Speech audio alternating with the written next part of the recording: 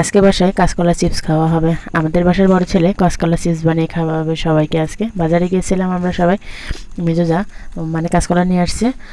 যাই হোক, ওর আম্মু কাঁচকলা নিয়ে আসছে। ও হচ্ছে কাঁচকলাগুলো ছিলে সুন্দর করে এই তো চিপস বানানোর জন্য রেডি করছে। দেখেন, আসসালামু আলাইকুম, সবাই কেমন আছেন? আলহামদুলিল্লাহ, আল্লাহর রহমতে আমি ভালো আছি।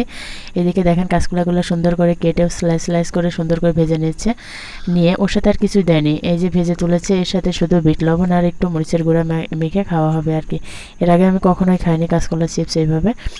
মানে শুধু এই যে দেখেন কাঁচকলাটাই শুধু দিয়েছে, আর কিচ্ছু দেয়নি এর সাথে। আপনারা যদি এর সাথে আরও কিছু দিয়ে খান অবশ্যই জানাবেন। আসলে এর আগে আমরা কখনো খাইনি, তো এই জন্য বুঝতে পারতেছি না কীভাবে। তবে খেতে কিন্তু অনেক মজা হয়েছিল, আপনারা ট্রাই করে খেতে পারেন, দেখতে পারেন। যারা কাঁচকলা পছন্দ করেন না তারা কিন্তু এভাবে চিপস বানিয়েও খেতে পারে। বাচ্চাদের দিলেও কিন্তু বাচ্চারা পছন্দ করবে। যাই হোক, বড় ভাই এখানে কাজ করতেছে, ছোট ভাই দেখেন উস্তাদের সেরা। সেও মানে নাড়াচাড়া করবে একটু, এই তো দেখেন সেও কিন্তু পারদর্শী, তাকে যদি ছেড়ে দেওয়া যায় সেও পারবে। যাই হোক, যাই হোক, মাশাল্লাহ, বড় হোক সবাই।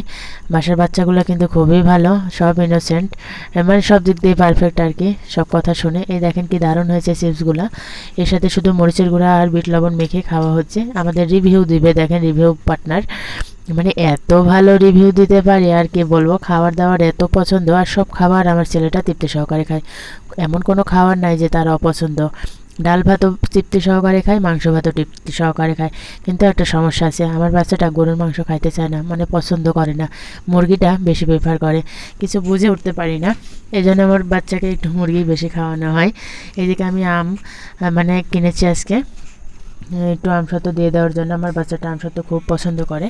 ঝড় হয়েছে, আম বাসার ওপরেই বিক্রি করতে আসে, এই জন্য কিনে নিলাম। খুব অল্প মশলায় আমি একটু আমসত্ত্ব করব, করে আমার বাচ্চাকে দেবো। প্রত্যেকবারই দেওয়া হয়, গত বছর একটু বাড়ি করা ঝামেলায় করা হয়েছিল না, এবার আবার করে দেবো ইনশাআল্লাহ। আর আমার আমের আটি যখন ধরাবে, মানে আমের আটিটা যখন জমাট বাঁধে না, তখন করে ওই আমের আচারটা ভালো লাগে। যদি এবার সুস্থ থাকি, ভালো থাকে, অবশ্যই দেবো ইনশাআল্লাহ, চেষ্টা করব। এদিকে আমি দেখেন আমগুলো সব ছিলে নিলাম সুন্দর করে, ছিলে ফজলি আম ছিল, এগুলা কেটে খাওয়া হয়েছে লবণ দিয়ে, বিট লবণ দিয়ে আর ঝাল দিয়ে। মজাও লেগেছে। ওহিবাবু, সাবিবাবু, আমি, আমার বড় যে এসেছিলো সেও খেয়েছে 2 পিস। ভালোই লাগে আসলে ফজলি আমটা তো, আর আমি মুখে খেতেও ভালোবাসি, মাঝে মাঝে কিনে খাওয়া হয়। হ্যাঁ, এই তো এদিকে আমি সবগুলো আমি একে একে কেটে নিলাম। কাটার পরে এটা ধুয়ে সিদ্ধ বসিয়ে দেব।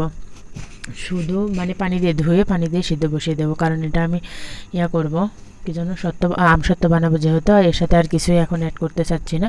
এটা ব্লেন্ড করার পরেই করব, আর সামান্য মশলা অ্যাড।